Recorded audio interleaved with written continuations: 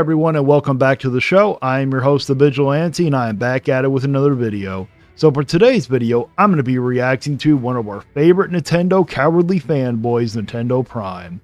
And if you truly enjoy my videos, please give it a like, share, and subscribe. I'm really trying to get to 1,000 subscribers by the end of the year, and I really need your help. Also, men, listen up.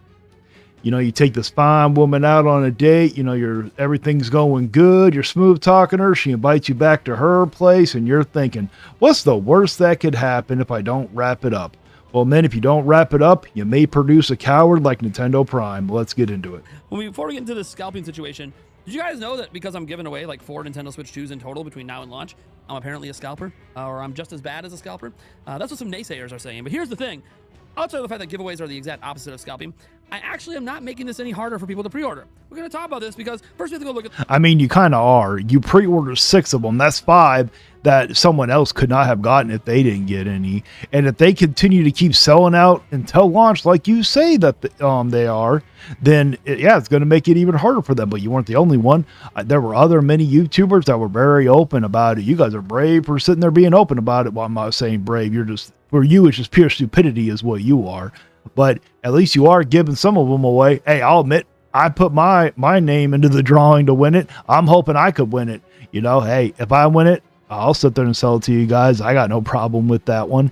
But the thing is, everyone's throwing a fit about the scalpers because there are people that are selling for like 800, but you got no problem with Nintendo scalping you guys when they're sitting there selling them for 350 or 330 in Japan and sitting there selling them to us for 450. Oh yeah, they're scalping the heck out of us. The scalpers, and look, this is what we have right now. These are actually sold listings. These are ones that have actually sold. People have actually bought these. You can see the sold here on April 26th. So you see they're selling for like 675, 690, 675. This is actually somebody trolling. I can't believe people are even buying that. It's a picture.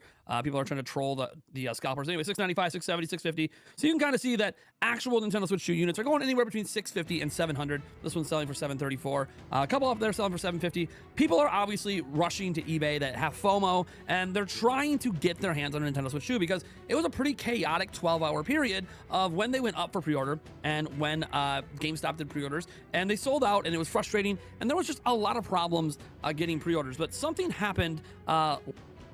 You know, I hope that Harmon Smith sits there and has to get one off of the scalpers because he did a live stream where he sat there and said, oh, I couldn't get one because they were all sold out, but he acted like he didn't care, but we knew he did. Because if he didn't care, he wouldn't have tried to go and pre-order one. Last night, that was just a nice reminder that, guys, you really shouldn't be paying scalpers jack shit. And no, I'm not a scalper because I'm giving away 4 because there's going to be so many opportunities to actually pre-order this. So as we head on over to my Twitter here, because I took a screenshot of this last night. You see I posted this. What time did I post this at? 1:07 a.m. It was already up for 40 minutes at that point.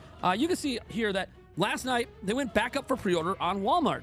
And they were available for hours, all the way until like 7 or 8 a.m. They were available for a long period of time. Now, they have taken down the listings at this point. No, you're not a scalper. You are a piece of shit, though, for bending the knee and letting your back get blown out by Nintendo and then screwing over your subscribers and fans. That you are. But the point was, they were taking pre-orders for a heck of a long time. A bunch of people got their orders in. A lot of people are happy about it. And what's cool about this is it's a nice reminder, and I've always known this, and a lot of other people don't know. There's going to be multiple waves of pre-orders for Nintendo Switch 2, both at GameStop, Walmart, Target, and Best Buy. They're all going to have multiple waves. That initial wave is not the only chance you get to pre-order this damn thing. There are even some GameStop stores, and you need to call ahead of time, that still have a few in-store orders in stock. Not a lot, but there are select stores that still haven't sold out of their in-store allocation. So the fact that people are running around and like buying scalped units, to me, is really weird. It's this FOMO thing that... You bought 6 of them from Nintendo. If you would have held the line and sat there and told Nintendo no, you would have got those at $330 instead of $450 like Japan does. The next piece of news, and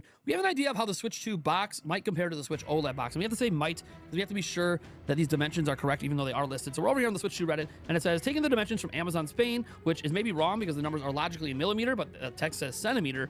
The Switch 2 box is 22 by 22 by 10.7 centimeter. The Switch OLED box is 25 by 20 by 9.8 centimeters. So not like super smaller, but you can kind of get an idea here. Like the Switch OLED box, Switch 2 box. I wouldn't be surprised if they shrunk the packaging again, even though the unit's bigger. Bottom line is they're obviously trying to make the packaging as cheap as possible, and you can argue as economical as possible as well. So this person obviously did mock-ups here to kind of show how it compares. I mean, that doesn't surprise us that Nintendo's trying to make that as cheap as possible. They sure make their controllers cheap as possible also. we get to the big one. Okay, this is the story besides the scalping that I really wanted to talk about today because it deals with an exclusive game, reportedly exclusive game for Nintendo Switch 2 in 2026. Now, we all know we're getting Pokemon Legends ZA later this year. It's a cross-gen game. It's on Switch 1 and Switch 2, along with Metroid Prime 4 Beyond, which is on Switch 1 and Switch 2. But we've heard rumors based on the Terra leak, yes, the same Terra leak that Nintendo is going after legally, that Gen 10 was going to be next year, and apparently exclusive to Switch 2. Heading over to Central Leaks. They're not always the most reliable for everything, but this comes from the Terra Leaks, so I think it's pretty reliable. It says, get ready for an oceanic adventure. It's true. We can confirm that Pokemon Gen 10, codename Gaia, will take place in the Cyclades. I don't know if I'm pronouncing that right, the Cyclades. This game is planned for release next year exclusively for Nintendo Switch 2. And you can kind of get an idea. I think this is like in the Greek islands, if I remember right. It's been a while since I've actually...